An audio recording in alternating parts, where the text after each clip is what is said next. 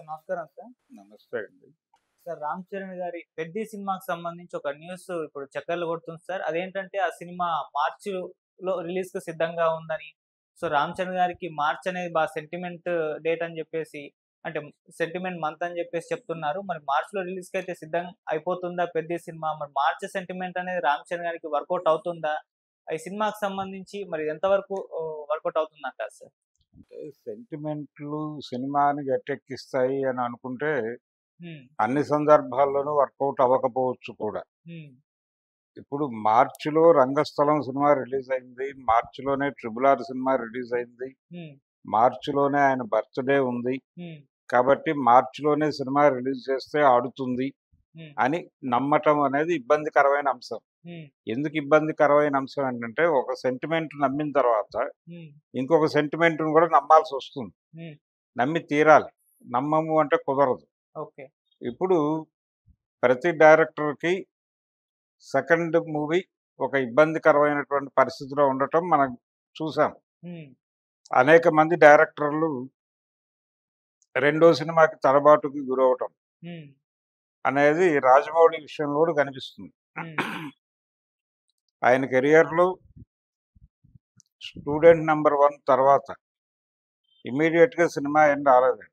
హ్మ్. కొంచెం గ్యాప్ తీసుకొని హ్మ్. 'సింహాద్రి' అనే సినిమా చేశాడాయన.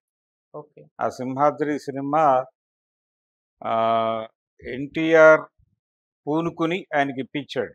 హ్మ్. అది ఒక చరిత్ర. ఆయన రెండో సినిమా పెద్ద హిట్ అయింది. హ్మ్. ఈ పెద్ద హిట్ అవ్వటం హ్మ్. అనేది ఒకటి పక్కన పెట్టేస్తే 'వినాయక్' వచ్చేసి రెండో సినిమా దెబ్బతింది. హ్మ్.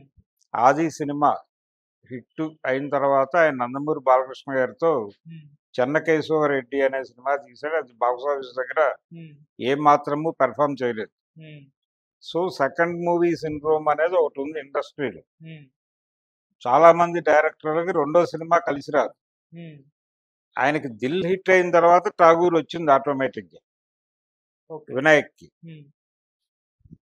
అలా చాలా మందికి జరగదు. రెండో సినిమా కొంచెం అనుమానాస్పదంగానే ఉంటుంది. ఆడేస్తే ఆడేస్తుంది. ఫెయిల్ అవ్వటానికే ఎక్కువ స్కోప్ ఉంది అని ఇండస్ట్రీ అనుకుంటుంది. అదో సెంటిమెంట్. ఓకే. ఆ సెంటిమెంట్ ప్రకారం ఇప్పుడు చూస్తే ఇది బుచ్చిబాబుకి రెండో సినిమా హ్మ్. 'పెద్ది'. హ్మ్. మరి ఈ సెంటిమెంట్‌ని మార్చి సెంటిమెంట్‌ని నమ్మినోళ్ళు ఆ సెంటిమెంట్‌ని కూడా నమ్మి ఆందోళన పడాలి గదా! అవును. ఈ సెంటిమెంట్‌ని కూడా అధిగమించే రేంజ్ పవర్ ఏదైనా మార్చిలో ఉందా? హ్మ్. అనేది చర్చ. హ్మ్.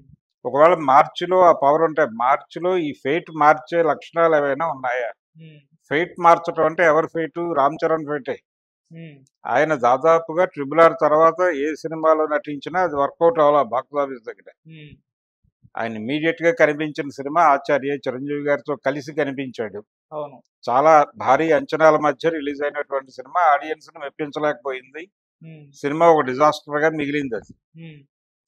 అక్కడి నుంచి మొదలుపెడితే 'ఆచార్య' దగ్గర నుంచి మొదలుపెడితే ఆయనకి 'గేమ్ చేంజర్' సినిమా కూడా ఏ రకమైనటువంటి తృప్తిని ఇవ్వలేదు.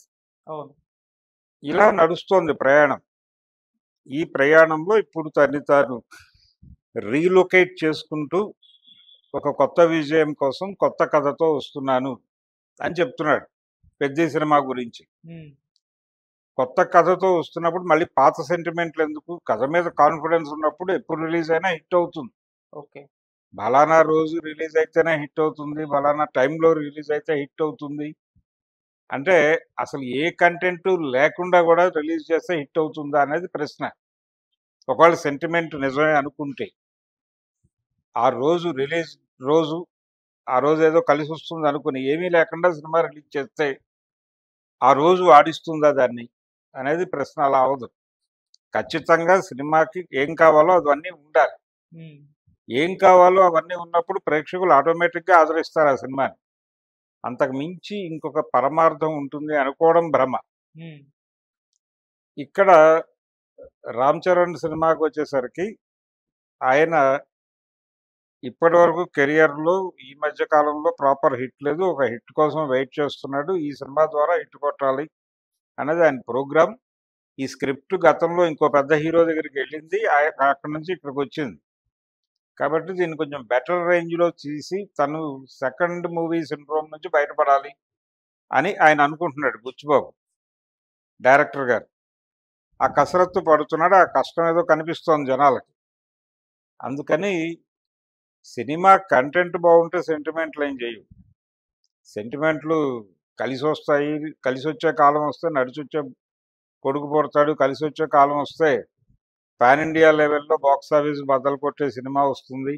లేదు 'పుష్ప 2' రికార్డులు బద్దలు కొట్టే సినిమా వస్తుంది అని అనుకోవడమే తప్ప, ప్రాక్టికల్‌గా ఏమిటి అనేది కదా చూడాల్సింది. హ్మ్. అందుకని ఇవేవో రికార్డులు బద్దలు కొట్టేస్తుందా అవన్నీ పక్కన పెట్టేస్తే, హ్మ్.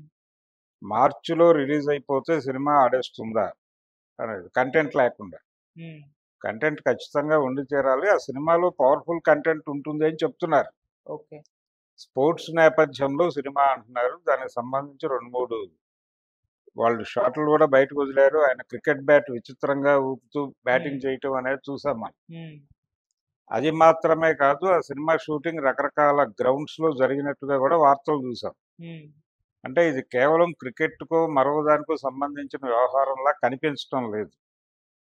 మొత్తంగా క్రీడా ప్రపంచాన్ని వెనకుండి నడిపిస్తున్నటువంటి ఒక డీప్ స్టేట్ గొడవ ఏదో మాట్లాడే ప్రయత్నం చేస్తున్నాడేమో అని ఒక చిన్న డౌట్. ఒకవేళ అదే నిజమైతే ఇప్పటివరకు ప్రపంచ తెర మీద రానటువంటి సినిమా అవుతుంది. హ్మ్. అలాంటి సినిమా చేయటం ద్వారా జనాలను ఆటోమేటిక్‌గా గ్రాబ్ చేయొచ్చు. ప్రతి వాళ్ళు ఈ కార్టూన్ తిన్నవాళ్లే ఉంటారు. కాబట్టి ఈ కార్టూన్ తిన్న వాళ్ళందరూ సినిమాతో తమను తాము ఐడెంటిఫై చేసుకుంటే హిట్ అవుతుంది.